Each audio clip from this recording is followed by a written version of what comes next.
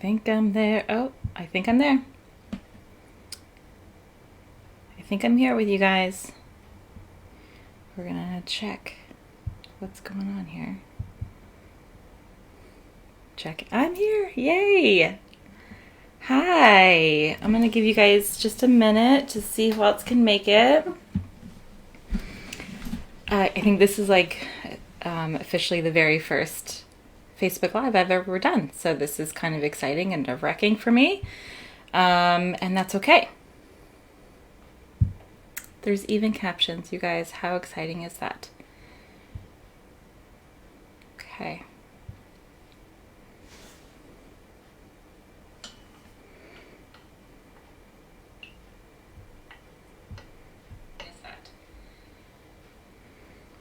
Okay. All right. So I'm going to get started. And I know that when I guess I should make that be quiet. That's a good idea. I know that when I set up this meeting to have this live, I just said, Divergent parents, come on, canal.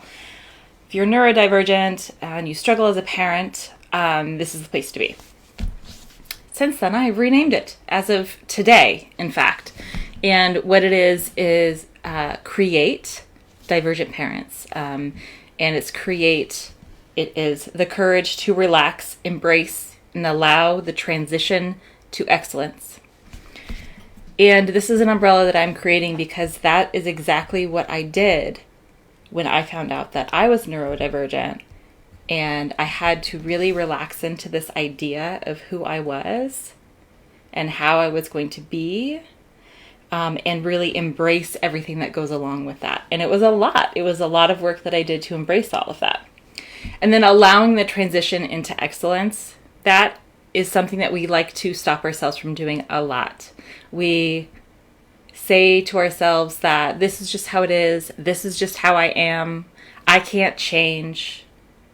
It's too hard. These are all things that I've said. I can't do that. I just can't. Something I say almost every single day. I just can't. Just can't. Can't do it. And I'm here to tell you that you can. It just looks a little bit different than what we've been taught most of our lives. So first, for those of you who don't know what neurodivergency is, which apparently a lot of people don't, if you have children, you might, because they use that term a lot now instead of kind of dehumanizing kids who are experiencing autism or ADHD or dyslexia. Neurodiversity is a positive spin on something that has been seen as very negative for a very long time.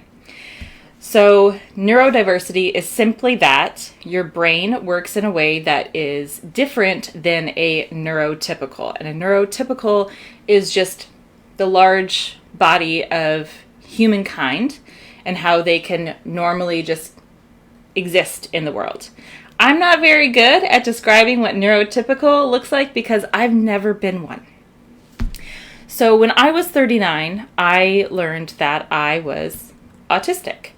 And not just like I had become autistic because I became a parent, but that I had always been in my life experiencing neurodivergency and autism and all of the wonderful things that go along with that. My main struggles that I have, because autism is a spectrum disorder, and it's not like you're on this end and this end, it's a circle with different categories, and you're either high or low on each category. Mine are a lot to do with sensations. I'm very sensitive to noise, very sensitive to touch, my environment, how my clothes feel, how my hair feels. If it's too hot or too cold, I get very, the actual physical term is called tactilely defensive. And I always thought I had made up that term growing up. I'd always been that person where I was like, I'm just tactily defensive and my skin gets itchy and I want to rip it off sometimes. Turns out it's because I'm neurodiverse. And I'm bringing this course. It's a group coaching program, what I'm going to be talking about at the end. But what I want to kind of give to you right now is that as a neurodivergent parent, we can't always use the same skills that other neurotypical parents are using to raise our children. When I had my first daughter, who is now 5.5, I remember feeling broken. Like I felt like my kids had broken me. No joke. I felt alone. I felt lost. I felt extremely depressed. My anxiety was off the charts. And I just thought it was because I was a bad mom, that I wasn't fit to being a parent, that I was failing, that I would never be good at this. And I continued having those feelings up until very recently. When I found out about my neurodivergency, it was kind of like a, oh, wow, what a relief. It's not just that I'm a bad mom, it's that I have actual struggles, that I struggle with being able to deal with noise, being able to deal with a lot of touch. I used to get touched out a lot when my kids were babies, and I never understood why. Then I learned why. So, autistic, sigh of relief. How nice is that? And then from there, I felt a lot of excitement because it made a lot of sense. It was the answer that I needed my whole life. And then I had an extreme amount of fear and grief. And the process through the fear and the grief for me were the biggest things, because I was grieving this idea that someday I'm going to wake up and it's all just going to click. Someday my life is going to make sense. Someday I'm not going to want to rip my hair out when my kids are screaming. Someday, after all this work that I do, someday it'll be different. And I was grieving that that someday was not going to come, because this is just how my brain is wired. And that's okay, right? That part of the acceptance, allowing this transition into excellence, is part of that. So after I did all of that work on the grief and the fear, I really stepped into, how can I be the mom I want to be with the brain that I have? And it's really exciting to tell you that I've learned how to do that. And part of that is setting really firm boundaries. But at first, you have to figure out what your boundaries are. And for me personally, my boundaries are making sure that my needs are getting met. And what I mean by my needs is that I need it to be quiet sometimes. I need to not be touched. I need to be able to focus on one task at a time, or my brain starts splitting into like 5 different directions and then I can't focus on anything. And when I found those needs, and I clearly delivered them to my family, and I said, Mommy needs to do this. Mommy needs you to go over here. Mommy needs you to wait. And it's not like, oh, honey, I need you to just do this for a second. It's clear. It's like, I have a need. This needs to be done. Or I will go from being loving mom to screaming and angry mom. And nobody likes screaming and angry mom. So boundaries. That's what they are, right? We call them little containers. I'll do another Facebook Live on that maybe one day. One of my favorite things to talk about. So that's my journey, is finding out that I, in fact, am on the spectrum, that I'm not just a bad parent, that parenting techniques that I have been trying to lean into just don't work for me, and finding my own techniques that work for me, that work for my family. And now I have my kids telling me things like, Mommy, we love you just the way you are. You're amazing. Amazing mommy is here today. And they really respond well to the boundaries that I set. And thus we are all happier and have more joy in our life. But for the rest of this time, I want to talk about, hi everybody. Hi Tony, hi Kristen, hi Nuria. I want to talk about the process of going through the grief and the fear, because there was a lot of guilt. And I know we've all heard the term mom guilt, when we don't do something we're supposed to be doing. And that is something that is really, really, really hard. Hi Tammy, I see you. So first, before we dive into that, I want to talk about what the actual definition of guilt is. And I have my handy-dandy Brene Brown Atlas of the Heart. Everyone should have one. It's great. And this is how she defines guilt. Once I can get my page open. Through her research. Guilt is an emotion that we experience when we fall short of our own expectations or standards. However, with guilt, our focus is on having done something wrong and on doing something to set things right, like apologizing or changing behavior. So guilt is really about the focus of, I've done something wrong, not that I am wrong. I shouldn't have done that. I could have done this. It could have been different. And we do that a lot. And I did that a lot. And I still do it a lot. I'm not going to lie. Where I'm like, shouldn't have done that.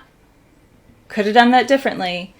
So that's what mom guilt is we have this expectation that we're going to do something. And when we fail to meet that expectation, we have this feeling of guilt. Where we're evaluating our behavior and saying, could have done that better. Should have done that better. Not even could have, but should have. Where like it's a bad, negative thing, and there's a story tied into this process. And I want to kind of put this next to shame, because there's also a lot of shame attached to how we parent, how our kids are, and how we identify ourselves as parents. Particularly for myself as a neurodivergent parent, there was some shame involved because this is who I am. Right? So let's define shame. Shame is the intensely painful feeling or experience of believing that we are flawed and therefore unworthy of love, belonging, and connection. So the difference, shame is I am bad. Guilt is I have done something bad. Shame, I'm a bad mom. I suck at this. I'll never be any good at this. Guilt. I didn't live up to my expectations of what a mom is supposed to be. I need to do this differently. This behavior that I did was wrong. I shouldn't have yelled at the kids. Shouldn't have lost my cool. I shouldn't have walked away. I should have cuddled more. I should have read one more book. I should have been more patient. That's the guilt. I can't be more patient. This is just who I am. That's the shame. Okay, so it's really important to know what the differences are and to know where you're at. And what I'd like to do today is walk you through how to let go of your guilt. And in essence, your shame as well, right? Because it's going to be kind of along the same lines where we're talking about what do you do with that story? What do you do with the beliefs and the emotions that are tied to that story, tied to an event? And the thing that has come up in my own research and in my own work with people, with my own work with my own self, is that it comes down to forgiveness. So first I want to talk about what's forgiveness. And for those of you who are here with me right now, I would love it if you could put into the chat what you think forgiveness means to you. Like, what does it mean for you to forgive someone? What does it mean for someone to forgive you? And if you want to put those down into the comments, then we can kind of go back and forth about what this means for all of us that are here.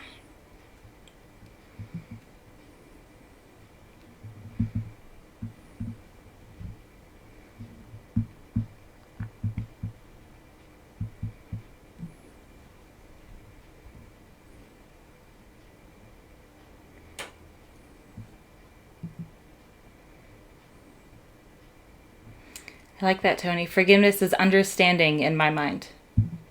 Right, so understanding the situation, understanding what happened. That's good.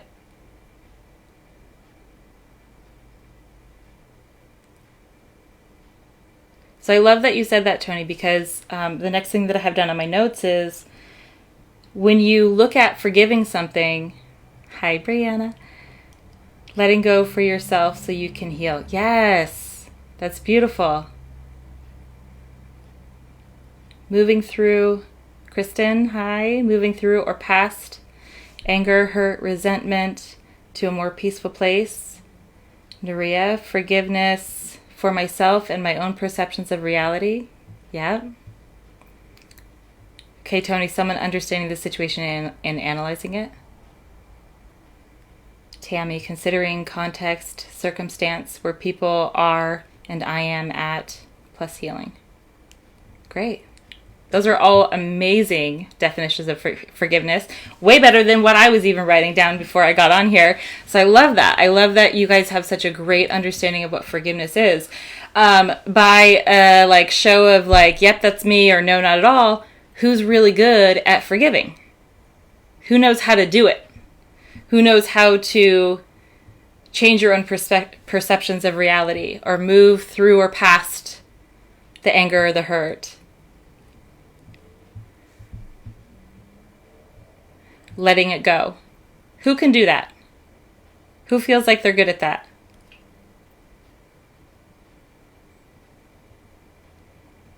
I can tell you that I struggle with not putting myself in a guilt mindset and then having to forgive myself. But I do it really quick now. And I'm going to walk you guys through this process. So the very first thing, shit, I know, Tony, right? so Tammy, yep, Definitely hard, but possible. It is possible. Absolutely. It is. And the very first thing that you need to decide to do is acknowledge it, right? That's step one of everything, is you need to know that it's happening. You need to know that you are in a position where you're having some guilt or some shame. And then my very next step, like the acknowledgement, is looking at that negative story. And when you can look at that negative story, you can teach yourself how to separate your emotion from it, from the information that you can get from the situation. So I'm trying to think of an example. A great example. I've been sharing this all over the place. So we're all here because neurodivergency, and I have a very short window of time to catch myself before I go into full meltdown mode. It's much like children with autism. I'm just a 39-year-old woman. So last week, I was up at the house, all the kids were playing, my husband was cleaning, I was cleaning stuff up, getting laundry ready, the kids are outside playing, and I had already had kind of a long and stressful day, and I was already kind of doing stuff, and I'm talking, and I'm trying to do stuff at the same time while I'm talking to my husband, and the kids are screaming in the background, and I can feel my nervous system start to get activated. And instead of choosing window option A, which is, Jen, you should take some time out. You need, see those need things again, take some quiet space. Stop moving your body, maybe distract yourself a little bit, meditate, take deep breaths, calm down your nervous system. And instead of choosing that option, I chose the yell at my husband, scream and yell at my kids, become completely activated, throw myself into a full meltdown. And that was at 4 p.m, and I didn't calm down until 9 p.m. And I have had a tremendous amount of guilt for the way that my body works, for the fact that my nervous system gets overactivated, for the fact that it's hard for me to calm myself down. I have a history of guilt around that. And the next day I'll have a guilt and shame hangover, and I'll feel really bad, and then I'll try really hard, and then I just keep the cycle going because I don't learn to recognize the information that's there for me of you had a need and you ignored it. So the work that I've done in the past couple of months means that when I was in full full-blown, oh my God, meltdown, I wasn't saying to myself, how could you have done this? You're such a stupid person. You're dumb for doing this. Why couldn't you have done this? It was, oh, this is happening. I'm in meltdown. This is in, control the damage. I tell the kids, like, Mommy's not very present right now. I was very clear with them. I set different boundaries with them. Because I have been able to acknowledge that I have specific needs and separate the emotion from experiencing the shame and the guilt and learning the information. The information is what we need in order to transition into excellence, to move into our full power as parents, to move into our full power as people, as individuals, as mothers, friends, wives, daughters, you name it. That's how we get there. Is instead of focusing on, oh, I'm feeling really guilty about this, I have to make up all this, I have to make everyone feel better now because I feel bad. It's, okay, what can I learn from this situation? Right? And you guys said that so great. Like, the process of forgiveness is looking at it and seeing where you're coming from and where you are in your healing and all of that stuff, right? So bravo, you guys are getting this already. So then the next step that we do, or we can do, is we can change the frame. And this is really what I do a lot in my work as a coach and what I'm going to be doing in the group coaching program that I have coming up in July. I'll put some information about it in the chat in just a minute. When we change the frame or the lens through which we look at our own experiences, when we can stop looking through our experience as shameful, as bad, as inappropriate, as not good enough, and we can just look at it as, oh, there's a human having a human experience. I wonder what they're feeling. I wonder what they need. And when that isn't really easy to access, the cool way to do it is, what would I say to a friend of mine that was feeling this way right now? What would I say to my kid that was feeling this way right now? How can I show up with love for myself? And when you can put that lens on, it's a lot easier to see the information that you need to get from that situation so that you don't make the same mistake again. Or you do and you're like, oh, fuck, there I go again, having a human experience. So, Tony, I hear you. Yes, teenage daughters. I know. I know all about your teenage daughter. So, what I would like to ask you guys right now is just throw down in the chat any kind of insight that you've had on what I've been talking about so far. And any insight that you have about forgiveness, guilt, shame, the process of letting it go, forgiving ourselves for whatever shortcomings we have.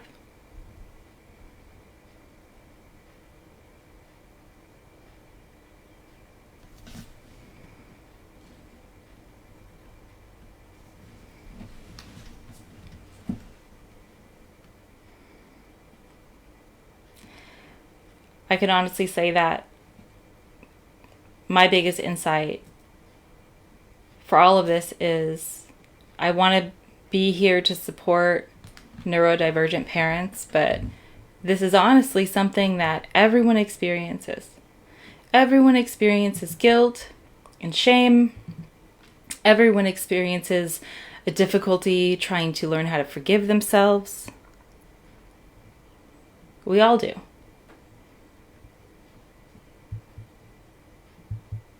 And I hope that part of today you've been able to access some of that forgiveness that maybe we need. Like Tony, forgiveness for having a meltdown with your not a little one anymore and experiencing the shame hangover, the guilt hangover the next day. How can you forgive yourself for that today, like right now?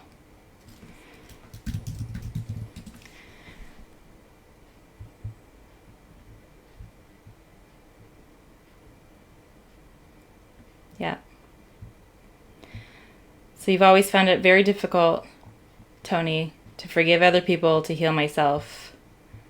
I still haven't figured out exactly how to do it. Yep. How? Yeah, the how. It's hard. The how is so hard. Nuria, being aware and take time out. Create the space. Yes. Yeah. It's a good one. Kristen, forgiving myself is so much harder, but without it, I just get stuck in a cycle that won't feel good. Brianna. You're definitely not a bad mom. No. Challenge. Big old fat challenge on that one. Yep. And just so everyone knows in this group, Brianna has 2 little tiny babies. She's got babies, very close in age. And she does this alone sometimes. So, you are not a bad mom. And there's some shame that's in there for you. And that's okay. It's okay. I was in the thick of it when my kids were little. They weren't quite as close in age as yours. Nothing is wrong. Brianna says, I forgive myself by cutting people off and out of my life completely. I need to be more mindful. Yeah, we get it. That's life. I've had to also cut people out of my life, right? So that was part of my needs. Sometimes people don't respect what you are doing in your life, and when we have specific needs in our life, then yeah, time to get out. So it's not wrong. There's very little that's wrong. Tony, yes, you said it. Being a mom is fucking hard. Being a parent is fucking hard. It's the hardest thing that you'll ever do in your entire life. Absolutely. Okay, I can't find the link that I'm looking for. So, I'm going to be here and just be present with you guys. Thank you so much for being here. I want you all to know that I am here 100% to support you. And again, I do have this group coaching program that's coming up. It's really affordable. It's over the summer. The times are on Sundays. I have them set for Sundays at like 1:30 in the afternoon, with the hopes that that would be a good time for people to come and show up. And I know that group coaching can kind of sound a little scary because you're being vulnerable in front of people that you don't know. And you don't always have to share. I've been a part of a group coaching program that's had like 200 people in it. And I learn things about myself every time I go. And I never say a word. So if you're struggling, reach out.